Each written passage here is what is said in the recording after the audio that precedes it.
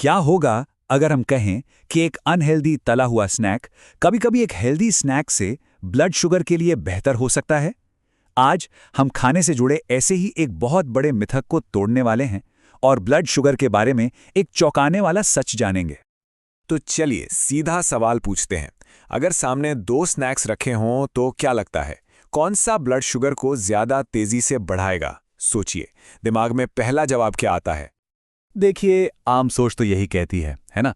एक तरफ है तली हुई आलू चाट, फ्राइड, स्टार्ची, जिसे आमतौर पर अनहेल्दी की लिस्ट में डाल दिया जाता है, और दूसरी तरफ है शकरकंदी की चाट, बेक्ड या उबली हुई, कॉम्प्लेक्स कार्ब, मतलब इस पर तो हेल्दी का ठप्पा लगा है। तो ज्यादातर लोग यही मानेंगे कि शकरकंदी ही बेहतर ऑप्शन है। लेकिन कहानी में असली ट्विस्ट तो यही से आता है। चलिए एक ऐसे एक्सपेरिमेंट पर नजर डालते हैं जहां एक हेल्दी स्नैक ने कुछ ऐसा किया जिसकी किसी को उम्मीद नहीं थी। और ये देखिए, यकीन करना मुश्किल है, 200 ग्राम हेल्दी शकरकंदी चाट खाने के बाद ब्लड ग्लूकोज में पूरे 67 मिलीग्राम प्रति डेसीलीटर का जबरदस्त उछाल आया। मतलब ये तो वाकई बहुत ज्यादा है। अब ये देखकर तो एक्सपेरिमेंट करने वाले का भी दिमाग घूम गया। उन्होंने सोचा, मुझे अब भी विश्वास नहीं हो रहा, चलो अब दूसरा स्नैक भी आजमाते हैं, क्या पता उसका स्पाइक कम हो। और बस इसी सोच ने उन्हें अगले टेस्ट के लिए तैयार किया। तो अब बारी थी उस स्नैक की जिसे सब अनहेल्दी मानकर चल रहे थे, और जो नतीजे सामने आए वो सच में चौंकाने वाले थे।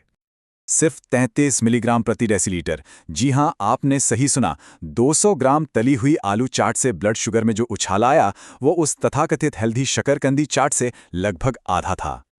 नतीजा देखकर वो खुद हैरान थे। उनके शब्दों में, ये तो शकरकंदी चाट का आधा है, मैंने इसकी उम्मीद तो बिल्कुल भी नहीं की थी। अब जब हम इन दोनों नतीजों को साथ रखकर देखते हैं तो पूरी कहानी एकदम साफ हो जाती है। शकरकंदी चाट ने स्पाइक को 67 mg पर डीएल तक पहुंचा दिया, जबकि तली हुई आलू चाट का स्पाइक उससे लगभग आधा, सिर्फ 33 पर आकर रुक गया। ये फर्क कितना बड़ा है। तो सवाल ये उठता है कि आखिर ऐसा हुआ क्यों? चलिए अब इस ग्लूकोज की पहेली को सुलझाते हैं और इसके पीछे की साइंस को आसान भाषा में समझते हैं। अगर हम सिर्फ पोषक तत्वों को देखें तो पहेली और भी उलझ जाती है। उबले हुए आलू और शकरकंदी में फाइबर लगभग बराबर है।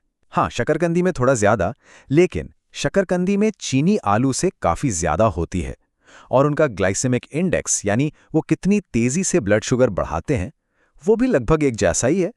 तो जाहिर है कि जवाब इन सीधे साधे नंबरों में नहीं छुपा है। तो फिर असली वजह क्या थी? और यहीं सबसे जरूरी बात सामने आती है। असली मुजरिम आलू या शकरकंदी नहीं थे, बल्कि उन्हें पकाने का, तैयार करने का तरीका था। इसका राज है फैट स्लोइंग इफेक्ट में। इसे ऐसे समझिए कि जब खाने में फैट यानी तेल जैसी चीजें होती हैं तो वो पाचन को धीमा कर देती हैं। ये एक तरह से स्पीड ब्रेकर का काम करता है। अब जब कार्बोहाइड्रेट्स इस स्लो ट्रैफिक में फंसते हैं तो वो खून में बहुत धीरे धीरे पहुंचते हैं, और नतीजा, ब्लड शुगर में अचानक से तूफान आने की बजाय वो धीरे धीरे और कंट्रोल में बढ़ता है। तो इस नई जानकारी से हमें क्या सीख मिलती है? यहीं से एक नए और मजेदार चैलेंज की शुरुआत होती है। देखिए, एक बात साफ समझनी होगी। इसका मतलब ये बिल्कुल नहीं है कि हमें ज्यादा तला हुआ खाना खाना शुरू कर देना चाहिए। असली मकसद तो ये है कि हम जो हेल्दी खाना खा रहे हैं उसे और भी बेहतर और भी स्मार्ट कैसे बना सकते हैं।